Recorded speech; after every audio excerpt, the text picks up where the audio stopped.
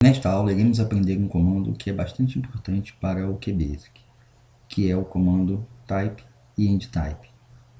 Nós aprendemos no QBasic como declarar variáveis com o comando dim, de acordo com a seguinte sintaxe: dim, nome da variável,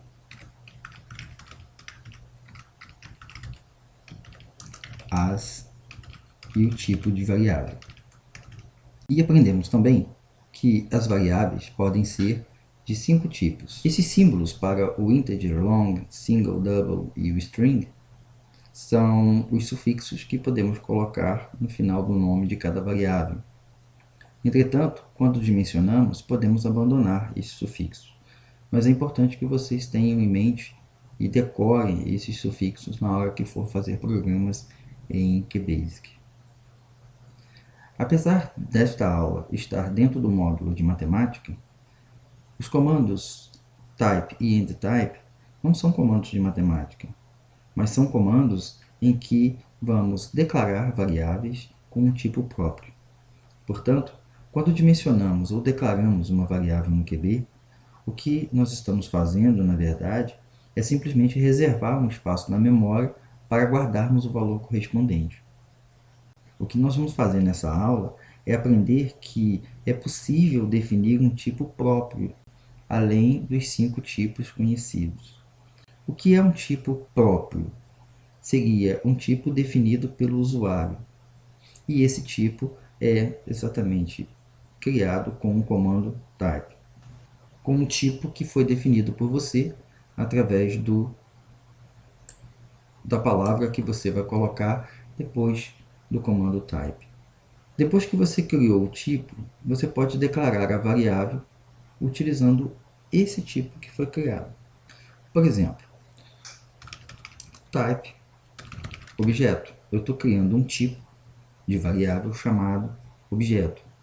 Note que no QBasic não existe o tipo objeto, existe o integer, o long, single, double e o string. Não existe objeto. Então, eu estou criando um tipo novo chamado objeto. E endtype. Agora, dentro do objeto, eu vou fazer declarações de novas variáveis utilizando os tipos conhecidos. Então, x as single, y as single. Quando eu for declarar uma variável agora no programa, eu posso declará-la associando a ela o tipo que eu criei anteriormente. Exemplo, dim bola as objeto. Isso significa que eu estou declarando a variável bola como sendo do tipo objeto. Para utilizar a variável, basta digitar então o nome da variável, seguida do ponto e as variáveis criadas dentro do type. O que significa isso? Significa que todo tipo objeto tem dentro do corpo algumas variáveis associadas a ele. Como eu acesso essas variáveis? Simples, você coloca o nome da sua variável, no caso, bola, e sabemos que dentro do objeto você tem as variáveis x e y. Então, você coloca o ponto e x. Isso significa que você está acessando a variável x do objeto. Então, por exemplo, bola x recebe 10. Bola y recebe, por exemplo, 20. Aqui devemos fazer uma observação. O QB45, o QB64 e também o FreeBasic são linguagens estruturadas. Não são linguagens orientadas a objetos, como Java ou C++. Entretanto, podemos imaginar, e claro, somente imaginar, que quando usamos o comando type, estamos criando um objeto no QB. Na verdade, nós não estamos criando objeto nenhum. Nós podemos pensar que podemos imaginar como se estivéssemos criando um objeto. No caso, o que nós fizemos aqui? Nós criamos um novo tipo chamado objeto. E quando nós criamos a bola, nós estamos dizendo que a bola é um objeto. Esse objeto ele tem algumas variáveis associadas a ele, que no caso seria x, y, que é a posição referente ao objeto.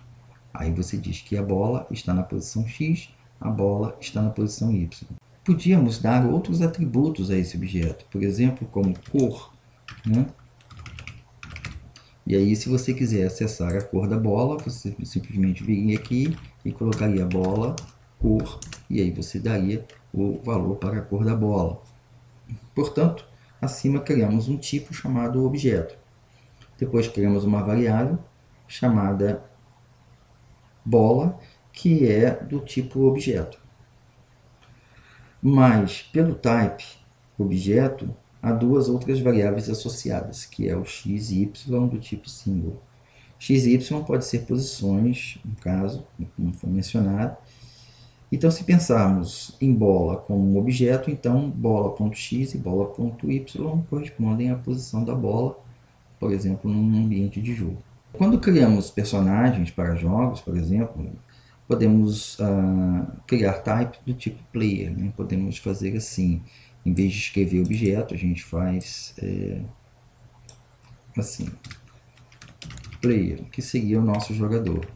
E a partir de agora a gente dimensiona, por exemplo, a bola como player, né?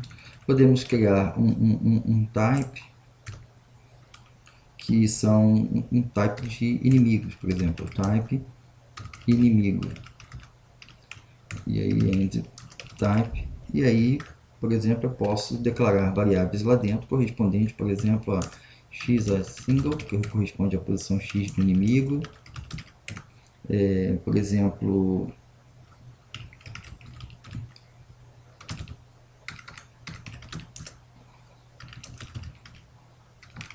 uma variável de estado para saber se o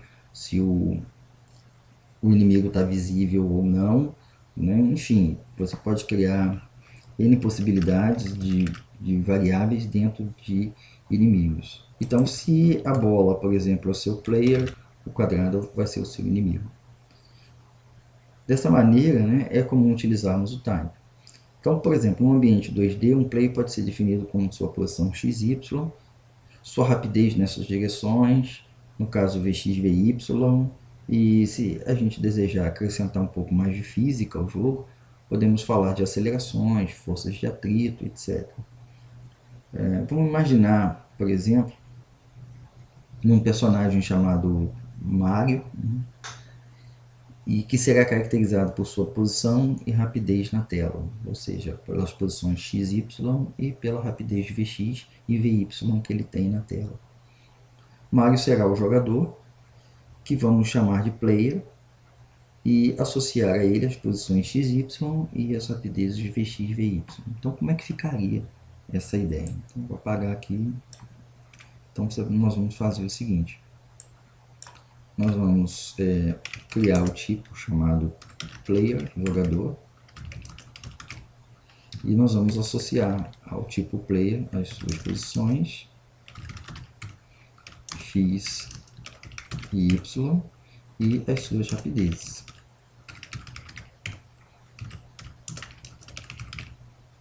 Pronto. Finalmente, nós agora vamos criar o personagem, então dimensionar Mario,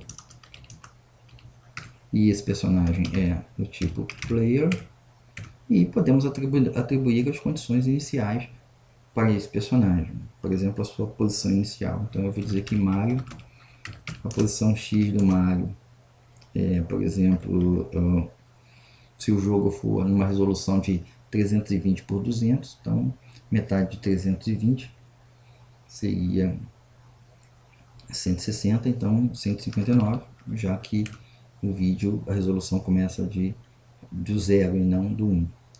E vou colocar a posição Y do Mario lá no finalzinho, lá embaixo. Então, se a altura do vídeo for na resolução de 200, eu quero colocar o Mario lá embaixo, lá na posição 190. Então, posicionei o Mario na tela e agora eu vou colocar a rapidez inicial do Mario. Então, Mario Vx, vou colocar como sendo 0, e Mario Vy, eu vou colocar como sendo 0 também, porque inicialmente o Mario está parado.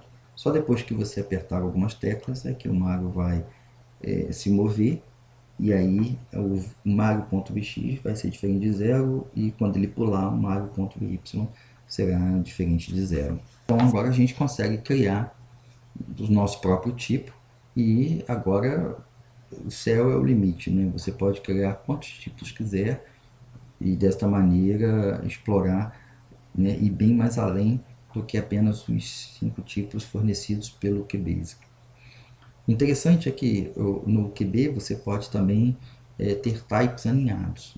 A vantagem de types alinhados é que você pode, dentro do type, declarar uma variável definida pelo usuário e, como consequência, fazer uso dos atributos do outro type. Imagina agora a seguinte situação. Vamos supor que queremos criar um inimigo e que nosso jogo tenha alguns inimigos presentes na tela. Então, vou apagar esse exemplo aqui e eu vou criar um type do tipo inimigo. Bom, o que nós queremos saber do inimigo? Vamos fazer algumas coisas lá. Por exemplo, a posição do inimigo em X, a posição do inimigo em Y, a rapidez do inimigo em X, a rapidez do inimigo em Y. Eu quero saber o ID do inimigo, que permite identificar o inimigo. Eu quero saber se o inimigo está visível na tela, e por aí vai embora. Então, eu tenho várias possibilidades aqui para o inimigo. Aí você vai declarar o inimigo que vai estar aparecendo para você. Então, dimensiona inimigo 1 como inimigo. E eu vou dimensionar inimigo 2 como inimigo. Então, nesse caso, eu tenho 2 inimigos. Um jogo como Pac-Man, por exemplo, você tem 4 inimigos, você dá um nome para cada um deles, né? E de fato, no Pac-Man, cada fantasminha daquele tem um nome. E está tudo bem, você dimensionou 4 vezes, está tranquilo. Mas imagina um jogo como o próprio Mario, que foi mencionado aqui, ou um jogo como Space Invaders, em que você tem vários inimigos. Você tem 10, 20, 30, 40, 50 inimigos ao longo de uma fase. Imagina você ter que dimensionar isso centenas de vezes. Nesse caso, a gente não vai proceder dessa maneira, porque isso é impraticável do ponto de vista de programação e nada estético. Para resolver esse problema, então, nós vamos utilizar vetores e matrizes, que será o tema da nossa próxima aula.